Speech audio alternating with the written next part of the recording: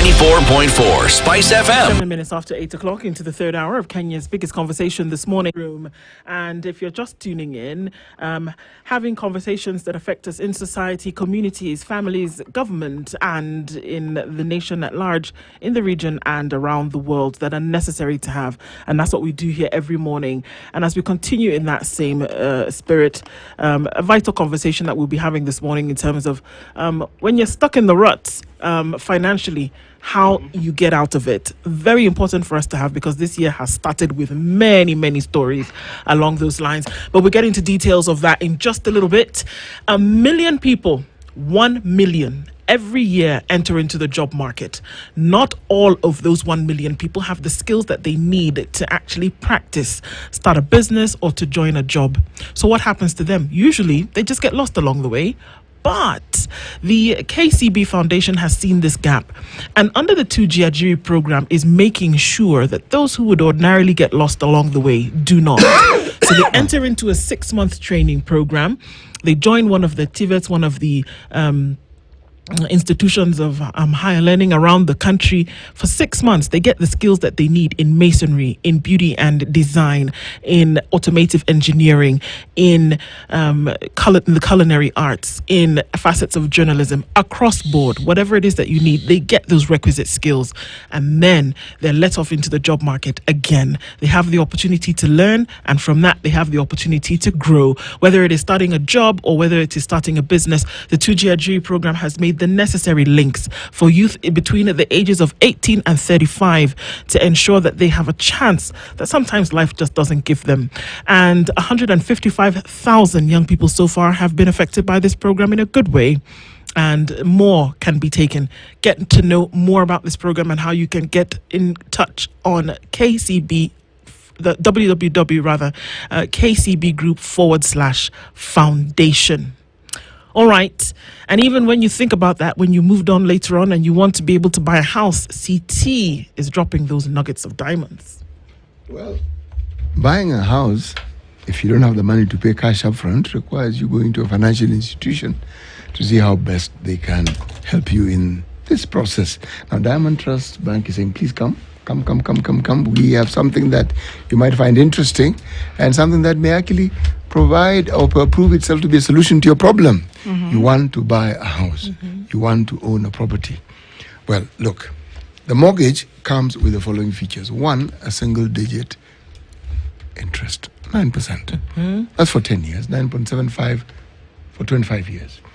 It comes with no hidden charges, and it comes with no penalties if you pay ahead of the schedule. All that is required of you is to be either employed or self-employed, yep, or in the diaspora. But most importantly, you need to be alive. Good way to start. Either walk to any Diamond Trust branch and ask if indeed there is a mortgage plan process that you can be part of, or simply send an email to mortgages@dtbafrica.com, and you will receive the requisite information that will enable you to start the journey of owning a house of your own. Fantastic. And that's the way to go. mortgages@dtbafrica.com. That is the email that you will need to write to. Fantastic. All right. At this time this morning, we are looking at bouncing back from financial setbacks and making an extra coin. Setbacks in some cases can also be crises, and looking at when things have just gone belly up, upside down. What's another way of belly up? I mean, really gone down the drain. And to help us out with that conversation this morning is Robert Ochieng, who is a CEO and co-founder of Abojani Investment. Robert, good morning. Good morning. And pleasure to be here. Well, welcome to the hot seat of the Situation Room today. Thank you for coming. And there are quite a number of issues that we're going to delve into today. And you're basically showing us the way. Mm-hmm. And even as we do that, thanks for coming. And we're going to start off today by welcoming you to the Situation Room with a proverb that CT will share from one of our African countries. And then you'll let us know what your interpretation of that proverb would be. Okay. Is that right? Okay. Yes. Proverbs for this week come from the Republic of Burkina Faso, otherwise known as the land of honest people. Okay? The horse cared for by 2 grooms dies of hunger. Horse, 2 grooms taking care of it, hunger. Kadoof. Okay.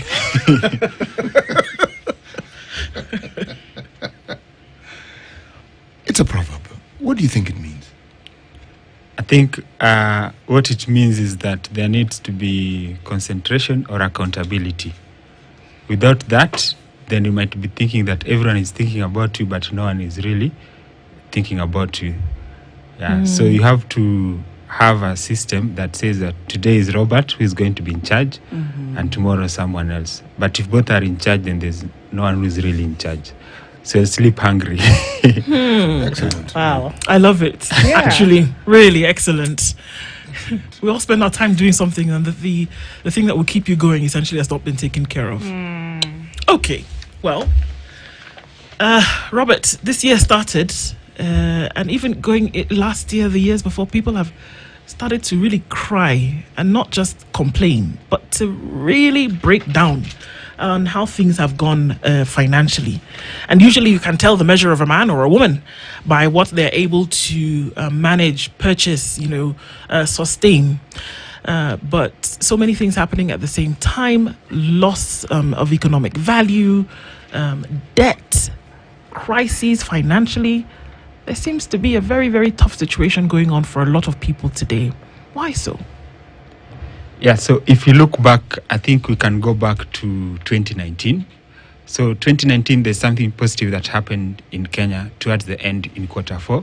That is the interest rate cap in the banking sector was repealed. So it was a very positive moment for Kenya, given that meant that now banks could start warming up back to lending, because with interest rate cap, they're a bit fixed in terms of should we lend to the public or should we lend to the government. So that was very positive. And even as we started 2020, then unfortunately COVID came in March. I think it was officially declared in Kenya.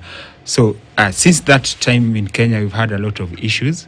And during COVID period, something that happened is that there was loss of income. So there are people who were told, go home, and there was uncertainty.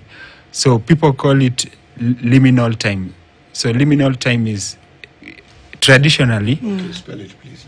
Liminal is Liminal.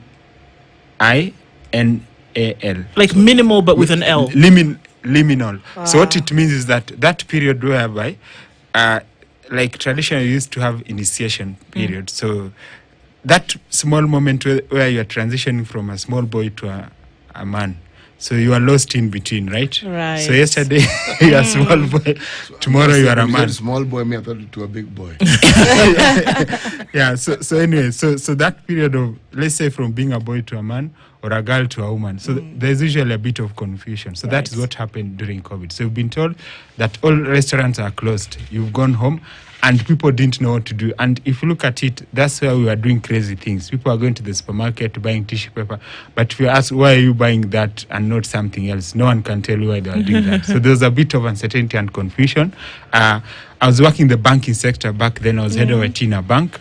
And we had never thought people would work at home. If you told us even 2 days before the circular from CBK and KBA came, would just tell you that thing is impossible. But here now is the circular. So you have to figure out how to do it and enable people to work. So financially also what happened is that now there's no source of income and you are at home.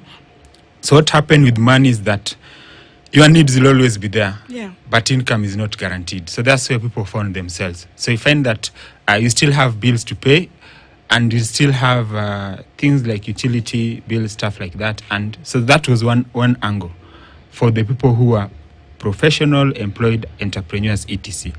The other angle that I saw from some of my clients, we've always been told that you can never go wrong with real estate, right? So rent has always been coming. Then here I am as a tenant and I have no job. So even if I leave, where will I go and where will we get someone else? So for the first time, some of our clients who are landlords and landladies, they came and said, I didn't know that we should have other diversified investments like money market funds or bonds, because this thing has worked for me for 20 years, but now my tenants are not paying rent. So there were a lot of confusion that affected people financially. And like families, households, when you start having income issues, it affects relationships because money is basically life. It's just that it is quiet and hidden. On a good day, you can decide not to care about money because you have it, you're having fun.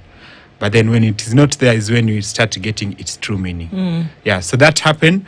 And I can say in a way we had some waivers, like, I think corporation tax was reduced by 5%, which was very positive.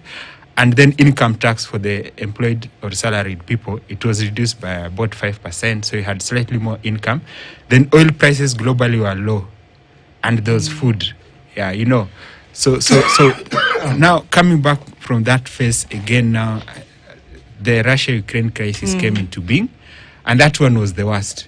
If you look at it, we are in what we call emerging market or frontier markets. What it means that in markets such as ours, most households spend a lot of money on food and energy. Why are we called emerging markets?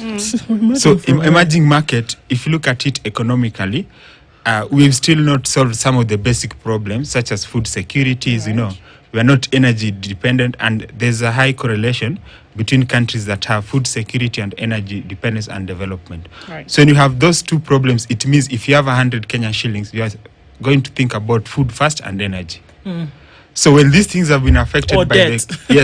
by the crisis in Ukraine, what it means is that now the food prices will go up and energy prices will go up. So it means you've been hurt where it hurt most. So that is what happened to countries such as ours.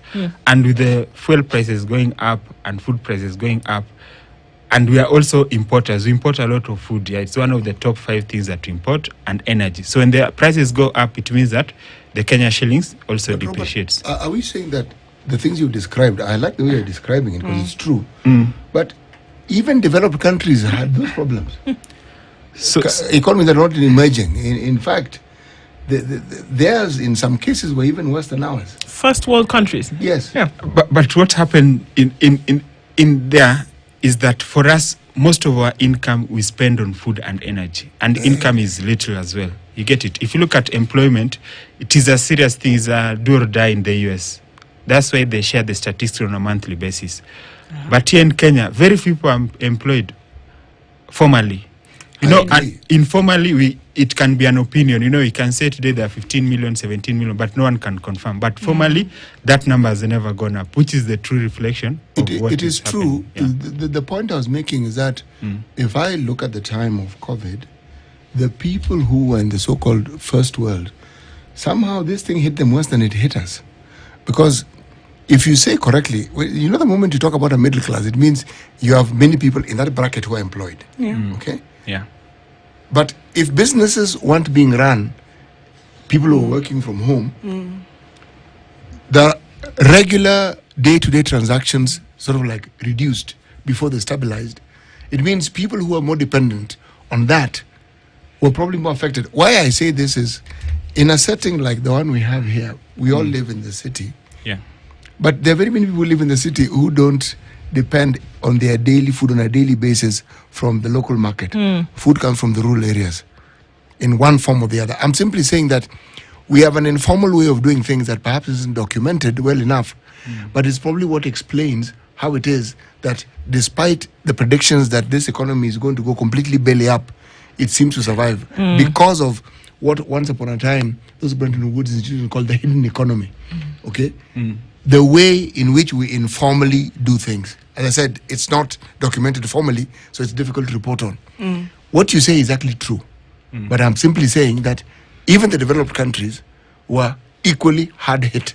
Because, for instance, whenever someone tells you that there is a drop in oil prices in this country, the understanding is that because fuel is used for transportation, and transportation is used for transporting goods, so whatever cost is passed on so that the person who actually bears the burden is the consumer at the end of this particular chain, isn't it? Here you reduce fuel prices, you're told, nothing changes. Okay? So, for us, when you say there's a change or there is a dip in the oil prices, we say yes. Like now, for instance, price of goods have actually gone down. It's the truth. Yeah, true. But the simple truth also is that people can't afford. People are still not able to even afford though life. it has gone down, they actually can't afford it. And life is still just as hard. Yes, no, it's harder. Harder. Because people do not have the money to spend, Yeah. and yet the food is actually cheaper. So what happens is that, and what we see today, is that people are borrowing for essentials. Yeah. People are going into debt for essentials. People are borrowing money to eat. People are borrowing money to pay rent. People are borrowing money to send their children to school. People are borrowing money to commute get to on the work. bus, Yeah. to take a matatu, to take a taxi, whatever. People are borrowing for would-be essentials. And it seems like it's a dire situation, is it not? It is, and that's a very good point. So, like he's explained, what is happening is that we're also in a transition. And a very good point is that during the COVID period, people were wondering why the stock market in the US was doing very well. People are not working, but the stock market is like some form of gamification whereby share prices are going up. You can sell, then you have money, bring it in the real economy. So what we need to understand is that the world has been financialized in a way, like wealth. Before, what we are used to getting in terms of education to a social learning. You learn from your parents, the people around you. You are not going to school. But now to go to school, what do you need? You need real money or hard cash, which is something that is slightly new. So the economy has been financialized.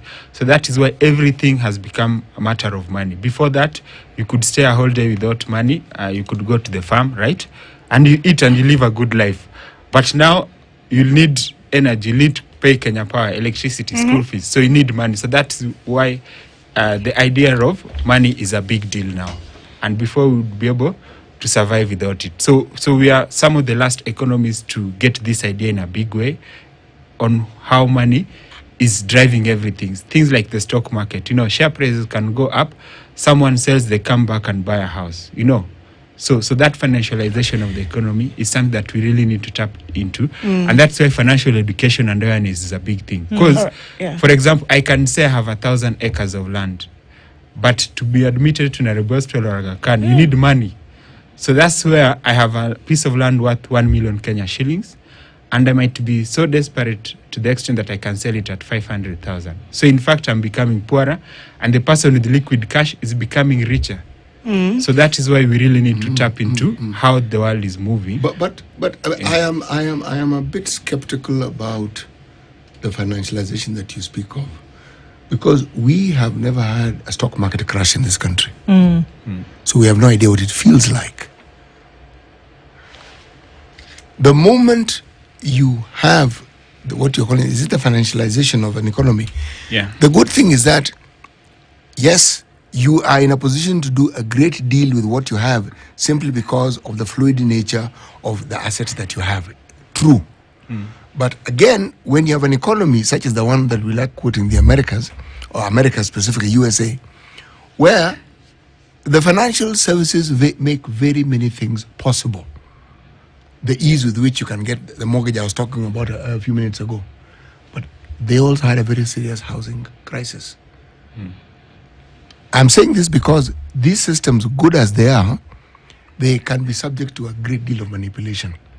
And when something goes wrong, the number of people who you had money, suddenly you have absolutely nothing, because the value of whatever it is you own suddenly moves from this to zero, and you are flat broke. Now, that economy has its benefits. But the thing that I fear the most when I think about it is how easy it is for a few people who have the might and who understand the systems better than everybody else to manipulate it to the detriment of others. Because every time you had a stock crash, there are people who become extremely wealthy overnight. Yeah. Extremely. There are those who are hit with poverty and they stay that way. So I am simply saying, shouldn't we think of a hybrid system where I still keep my piece of land, I still farm at home, and if roads improve, at least twice a month, a relative of mine puts some maize and cassava into a bus so that I receive it in Nairobi. Wouldn't that hybrid system work better for us? Yeah, and actually that's why you need a portfolio. So what you are saying, when you look at money, it is a tool to live life. Yes. And we are saying, like, let's say I'm a family and my child is in class 6 and I have 10 acres of land. So I'll need hard cash to take that child to high school. So I'd say, let me sell 1 acre. You see? So it's about having a portfolio where you have hard assets, but you're also aware that you're going to need liquidity. Because what is happening is that if you don't have liquidity and like financial tools like insurance and stuff like that, the chances of being poor usually are very high. And that's why there's a famous saying that a typical African family is just one disease or illness away from poverty. It's because you don't have a portfolio. It's just to say, this is how life is, this is the protection tool that I need. So I'll go for a bit of insurance, I'll have a bit of land, and to take my child to school, I need cash. So if I need to take that child to school 3 years from now, I need to start looking at how to liquidate some of my assets. So it's basically seeing your needs. The life is a journey, and what do you need 3 months from now, 3 years from now, and how do you prepare for it? Because some families, they just sit, for example, wait for the calling letter from high school to come, then they declare themselves poor, but actually they are not poor. Then they start harambe. You see, so that's basically what we are saying. All right. Yeah. So sickness is going to come. You have no. Yeah. You cannot say, and there's data that shows that the older I get, for example, the more likely that I'm going to have some sort of sickness. So do you have a way to capture that in your portfolio, you know? And if you are a family, how do you ensure that everyone in the family is productive? Because again, Federation of Kenyan Employers, they did a research that shows that for one formally employed Kenyans, we have 5 dependents. That's unsustainable. You know, That's crazy. so you can't carry everyone on your back. Your back will break. Let me ask you. Everyone goes down with it. Let me ask you, for the sake of some of us who are still in this journey and learning, there is your basic salary. And first, you need to put food on the table every day. You need to commute. There's just that liquidity. Then there is what they keep telling us: investment. And then there is what they term as wealth. You know, it's not easy. Like you said, financial literacy is important. A common Kenyan who is earning an average amount, let's say 50,000. 50,000, that's a lot.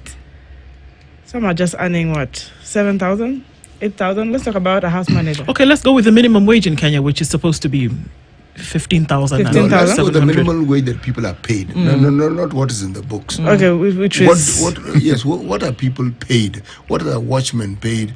What are the house helps paid? 7,000, 8,000, 10,000. Okay. Bus. So let's go This with that. same person, you tell him save, yeah?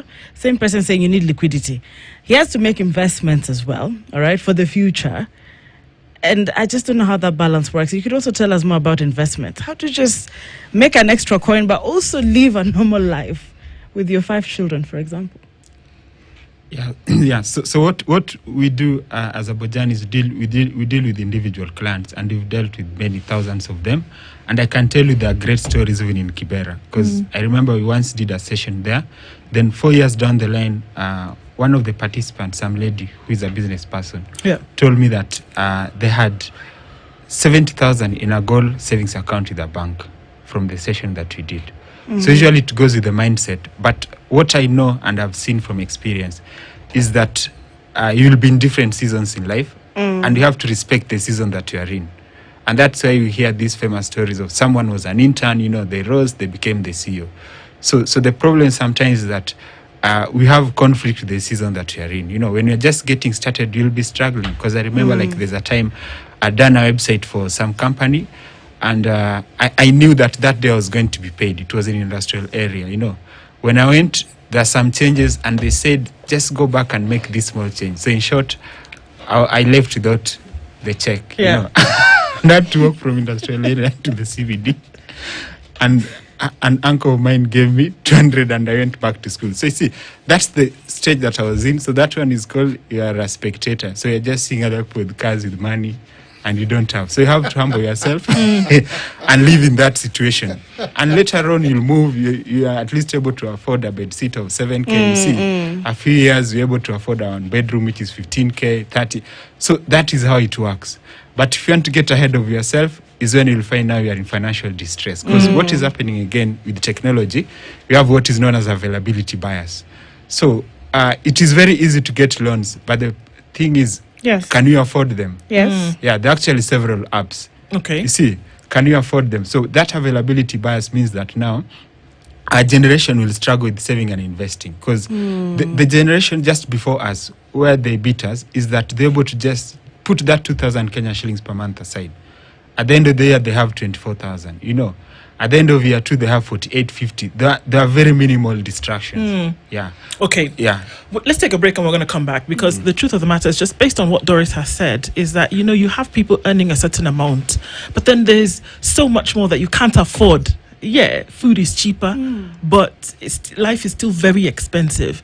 And we have people under the burden of debt today in a way that's indescribable. The question is how to get out of it. What do you do? What practices do you then take on to ensure that you don't continue going deeper and to get yourself out of where you currently are? So let's come back and continue with that after we take this break this morning. We're having a conversation about, what to do when the financial burden really has become so heavy. Bouncing back from this crisis and this strain. Robert Ochieng is the CEO and co-founder of Abojani Investment, and we're having that conversation with him this morning. It's 28 minutes to 9. Don't go away.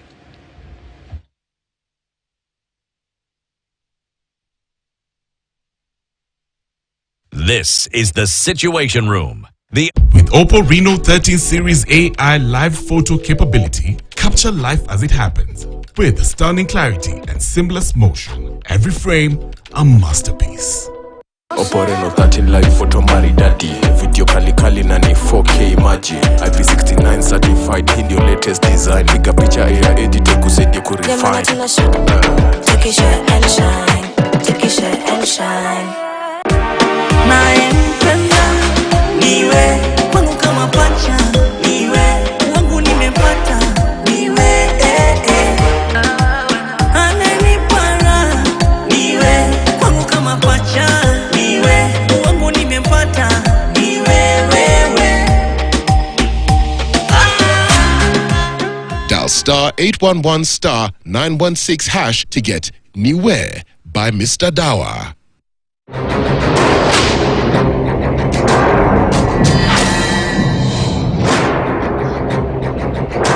We are back at it. Two men, born with the same chances, but shaped by different choices. This land will be destroyed. Brace yourself for an epic journey through the pages of the Bible as we bring you the gripping tale of the rich man and Lazarus. Stop! You imposter! Get out! You false prophet! Intertwined with other powerful biblical stories, our friendship once unbreakable, now poisoned by betrayal, greed, and desire. You cannot get married to that woman. And who are you to tell me what I can and cannot do? But beyond the veil of life, death stands waiting. One man will suffer in the flames of torment for eternity. The other will find everlasting peace in the arms of Abraham. Father Abraham. Who will fall? Who will rise? It's more than a story. It's a revelation. An extravaganza like no other. Only on KTN.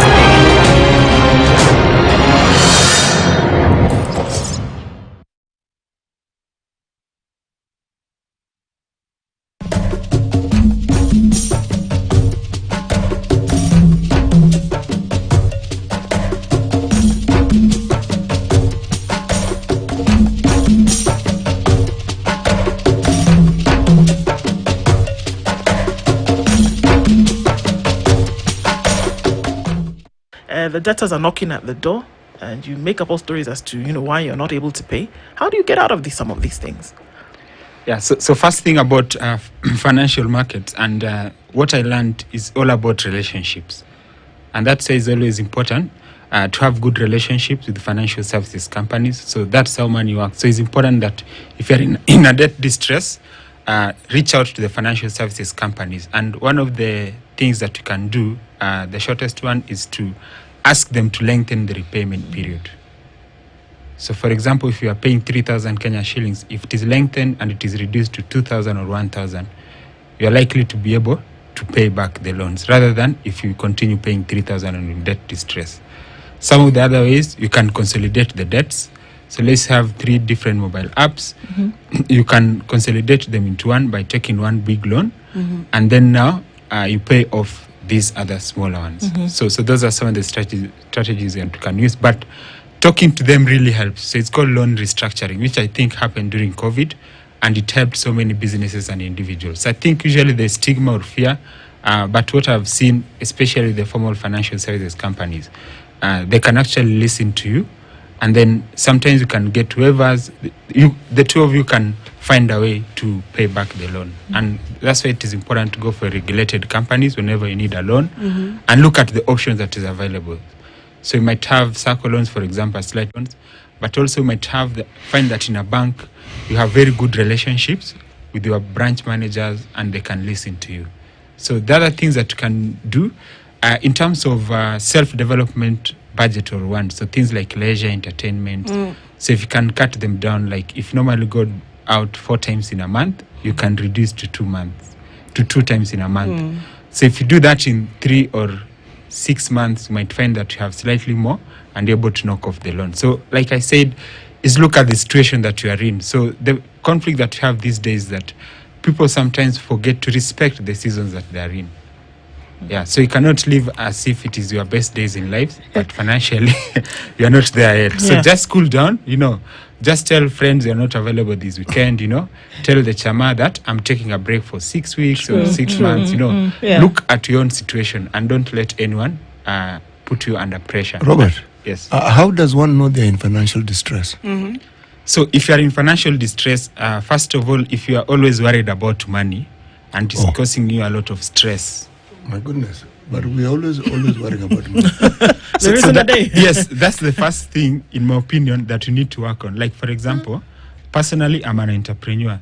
So I need to know that things like operating expenses, rent, salaries are coming up and start looking for ways out. But sometimes we don't do that. Like, you don't sit down for 1 hour, 2 hours, or 3 hours to look at that. But the problem is coming. So how will you solve a problem that you are not ready to handle? Like, you are not able to face it. So once you start thinking through, you'll find options. And I always say in financial situations, there are usually options. And the challenge is the thinking part. Okay, let me give you an example. You had a job. Yeah. COVID came. You don't have the job. Yeah. You can't get another one. But you had obligations. Yes. The ones you say. Yeah. Correct. You had a house. You probably moved to a cheaper one.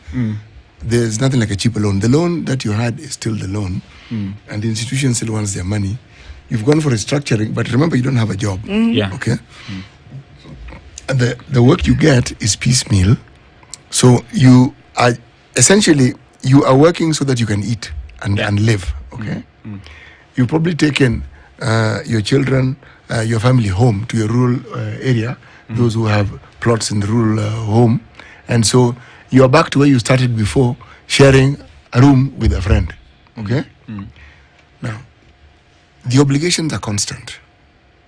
The economy is what it is, and it's not as though jobs are coming knocking at your door. This to me sounds like serious distress. Yeah. It is. Okay. So it's not how do you get out of it. What thinking do you employ so that you can start the journey of getting out of this? Correct. And that's actually what money is all about. Because I can give you this challenge. How many hours do you have in a day? That 24, right? Right. How many months do you have in a year? 12. And we have time for so many things. Like a whole Sunday, you might go out, do a lot of stuff. But rarely do we sit down and look at our finances. And that's why you tend to have money issues. Because if you set aside, let's say 1 hour. Please repeat that statement again. Rarely do we sit down and just say, for this 1 hour, just 1 hour in a month, I'm looking at my finances, I'm in debt, and these are my thoughts about debt, and these are the possible solutions that I can have. Before you're in distress. Before you are in distress, or even if you are in distress. Okay. Already in distress. Okay. Yes. So people just do other things. You have time for other things, right? Of course. Like football is coming, is a big day. Church is coming, going to the mosque. There are a lot of things that you have time for. But money, if you ask people honestly, they'll tell you that, Robert, I've never sat down even for 15 minutes to look at my finances. Why is that? It is a blind spot. It is a blind spot, and that's why now we need to be aware that actually it is the tool that is allowing us to have the luxury of life in most things. The fun that we are talking about, the entertainment, the leisure, the going to the gym, school fees that we are paying, those things that we really love, honestly. You need money for it. Then why don't you have time for money? In your experience, why is it that people don't want to sit down and actually face the issues around money? Why? Sit and say, okay, it's a bad situation. This is where I am. Yes, and why? Yeah, I can say it is an undeveloped discipline because, you know, other disciplines are developed. Because like medicine, you can do a whole 6 years in school. But finance, there's none. Because personally, I did MBA at University of Nairobi. You are never told how to handle our money. You'll be told how to But you help. did MBA. Yes, you are told how to what help. on earth were you studying? Is to help Standard Group, Safaricom, KCB do well financials. That's what we did in school. Personally, at your personal level? But at personal is up to you. If you forget yourself. So we need to know that by default, with a lot of humility, we should know that all of us, we are likely to have money issues because we are likely to have time for everything else except money. Robert, there's Yes. this thing they say, money is never enough. I think you've heard it. Yeah. It's never enough. What is your say on that? Is it factual? I think it's not factual if you do a plan and then you're able to prioritize your goals. So you can say these are the 4 things that I want to do and this is my income. So usually money has 0 emotions. So it goes with logics, right? So these are the inflows, these are the outflows. So it's a matter of saying, instead of building this year, can I do it 3 years from now? Okay. Yeah. So that I don't front load expenses while my income is not matching up to that. So it's always important to be true to yourself. So that's why things like credit score, in a way, they are a measure of your integrity. Like money can help you know someone's integrity. Like, are they honest with themselves? You get it? So it's important for us to be honest to ourselves. Like personally, I was planning to leave corporate. And because of that, I was living a slightly different life from other people because I knew that by 2021 I would leave. And when I come, you don't know whether a startup would work. So like the first 3 years, I was not paying myself a salary. I was relying on passive income from investment that I had made before. That was my situation. But what's a passive income?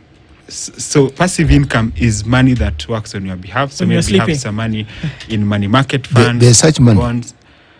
which works when I'm asleep. So what happens, you convert your active income to passive. So How? let's say you have money in a circle. You are determined to confuse me further. I didn't understand passive. Now you've And now you're going taking me to active. active. Pole pole. Correct. Okay, Yeah. yes. So I'm what also we are saying, following here. we do earn money. Yes, Let's we say some people even get lump sum boss 10 million, but still they'll have nothing. You know such people. But still, they There are have few, nothing. they've said themselves on You know, TV. Robert has said something. Some people Yes. can earn 10 million and still have nothing. No, Correct. that 10 million is a one-off. It's not as though they earn it No, every day. That's but- what they call but it lump sum. It is an active money that you earn for some reason. But for most people, it is a slow money coming in, right? So maybe you're setting aside 50K per month aside. So at the end of the year, you have 60,000 in a circle. So if the circle gives you 10%, that 6,000 is what we are now calling passive. Okay. Can't it knock off one of your It can do expenses? something. It can do something. That's what we are saying.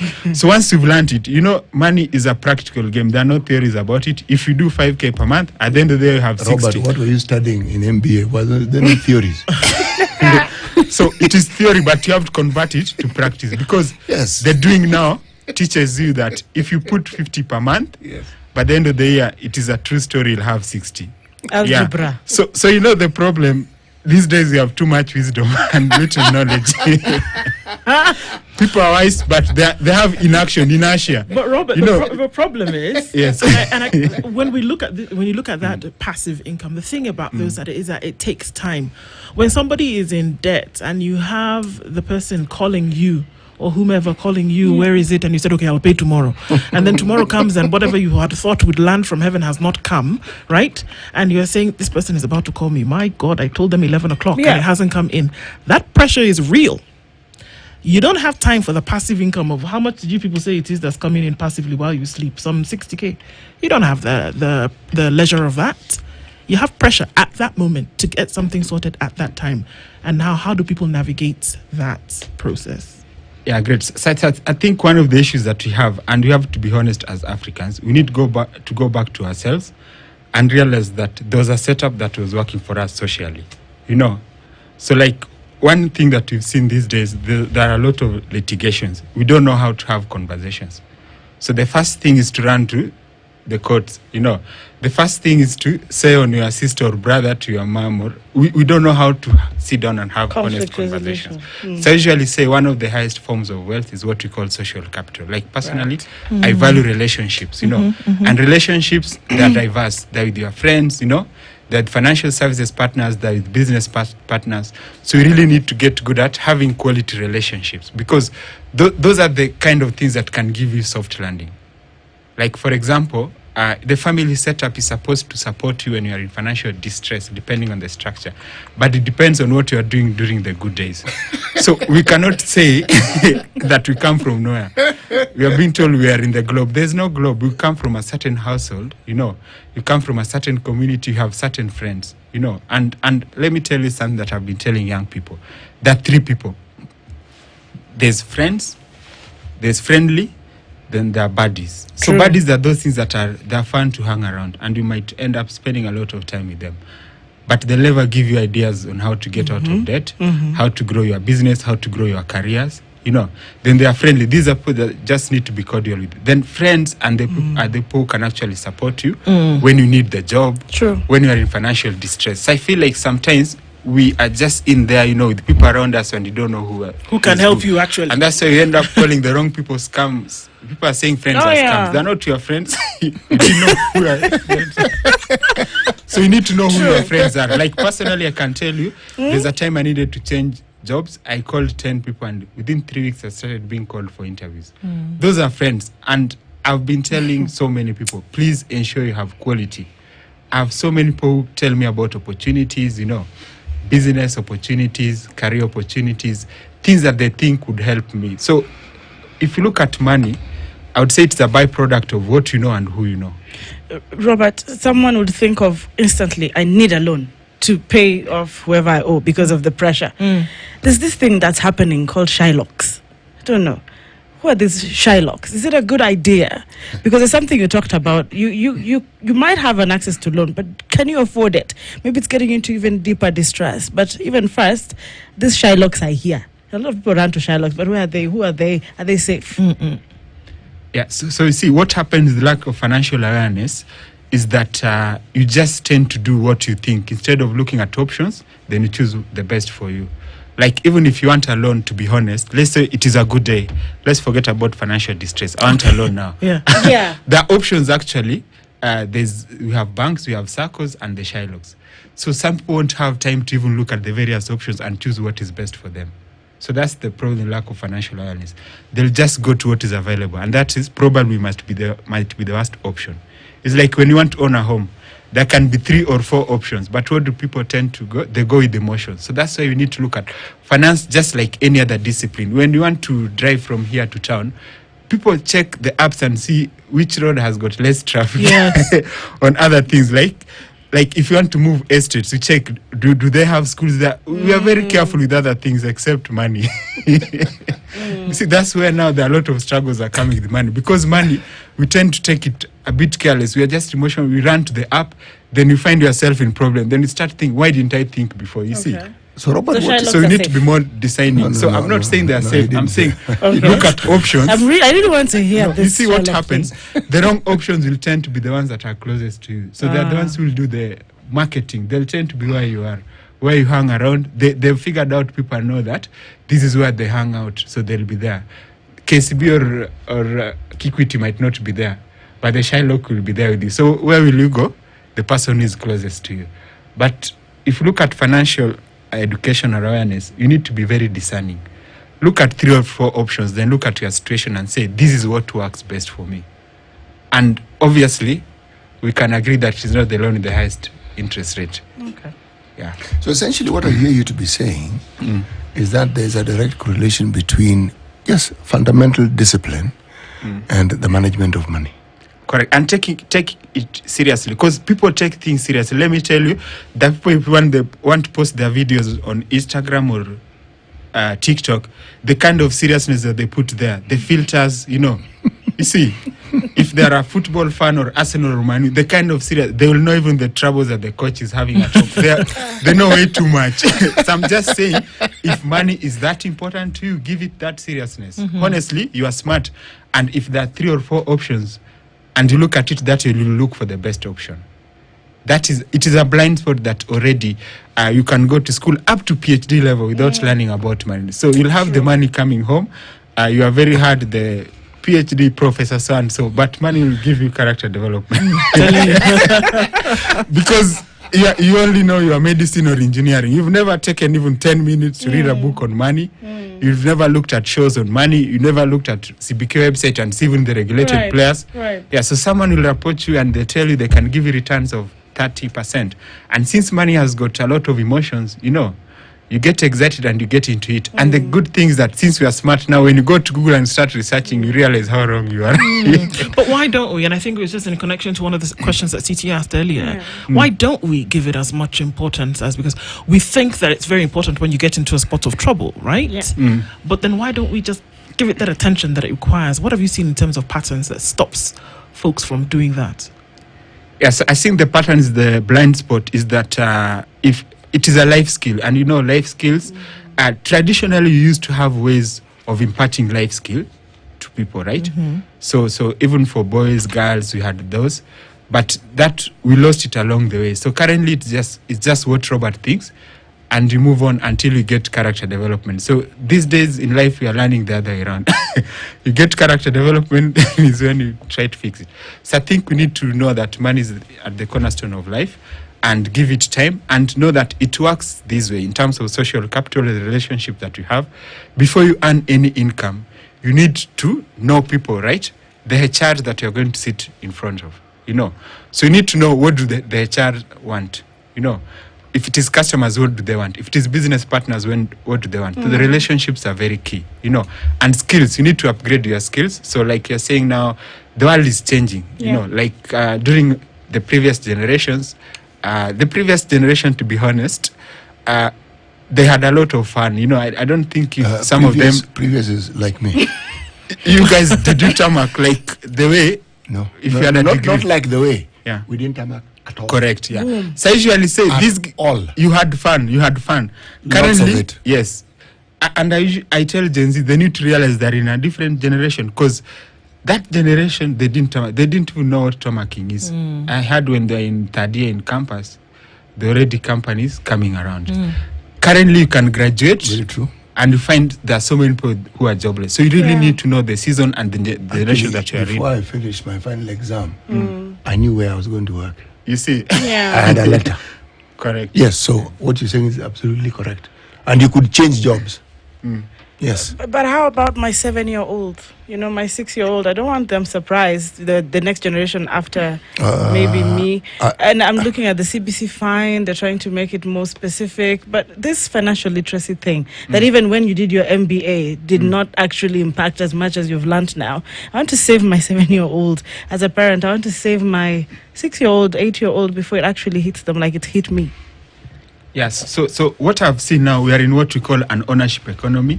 So ownership economy is more of what you own and what it can do for you. So you need to teach the 7-year-old to learn what we call value creation. How do you learn to create value? Because when you create value, then money exchanges hands. When you go to Java, you are served. That's value creation that Java is creating for you. Then with that income that you've earned, can you convert it into ownership?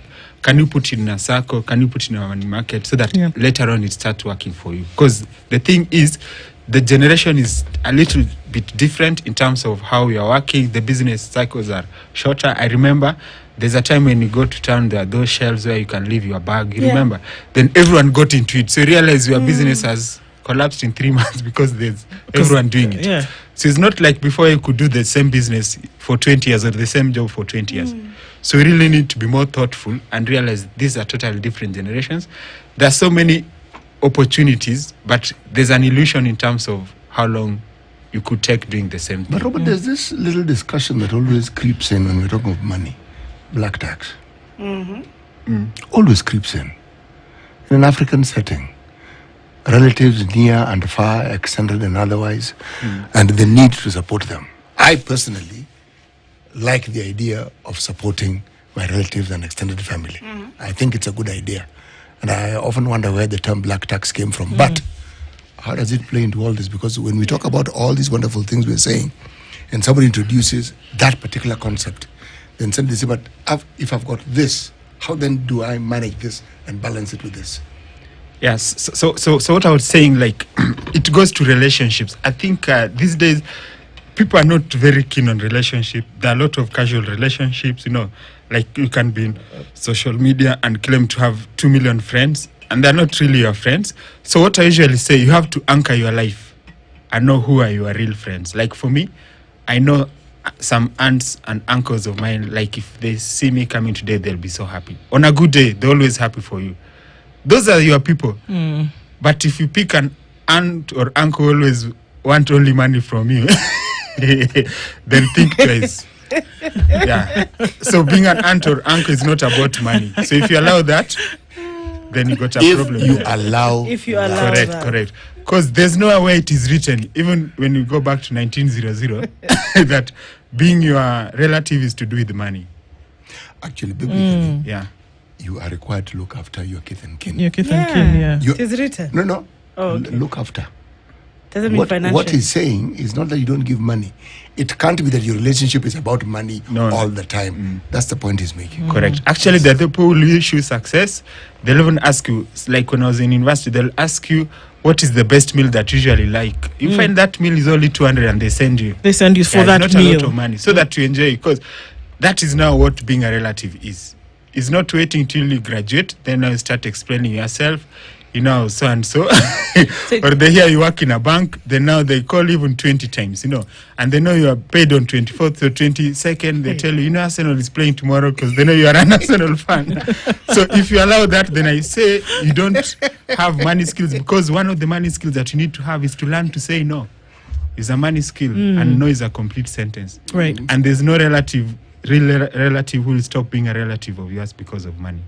Your mom or dad will love you irrespective of your money. That relative who sent you 200 bob, that's a relative who understands investment. Yeah, great guy. Correct. And you remember that time it was only 65 bob to buy chicken in the school canteen. Yeah. It was a big deal. Yeah, that deal I'll work with a lot of pride, but courtesy of that relative and so in future also give back. It is simple, So investment. You think very fondly of that person. Yeah, you invest in each other and uplift each other. Sometimes it could be ideas. Just telling me there's this job at Safaricom that I've seen. I can't see everything on the internet, but there are things that they know that I need, and they'll share. Then I apply and I get. You see, they've actually invested in you. But I also think it's important that you are also a receiver of, you know, the ideas that are shared with you, because they say you can't see everything in the internet. So don't lock out people. Be essentially somebody who engages people, like you said, friendships, but also have your ears out there and allow people to, you know, also share. Be a good receiver and a listening ear. And what I would say, anchors. Like, I think the problem, people don't know who their anchors are. Like, personally, I know. Like, in business, I know who my anchors are. They always uplift me. Yeah, it's not a big deal. Even if something happens and I send 10K or 20K, it's not a big deal, you know. But the people who now want to hustle you, you know. Yeah, they want to hustle you. And no matter what you do, they'll always find a way to say you're a bad person. Exactly. I think that when you're on a road to nowhere, just cut off the relationship. And keep it moving. And this thing of wanting to be perfect, you are not perfect, you know. You'll never be perfect, and pleasing people, comedians who have come here will tell you is the most difficult thing. Of course. Yeah. Of course. So if you make that your business, you'll lose the relationship plus your money. Look, but the people who uplift you when there's an opportunity, like last year we had a big conference at Radisson Blue, 350 people came, and there are friends of mine who are sharing it on LinkedIn. Beautiful. I mean, it's one of them because of him. 10 people came because of him.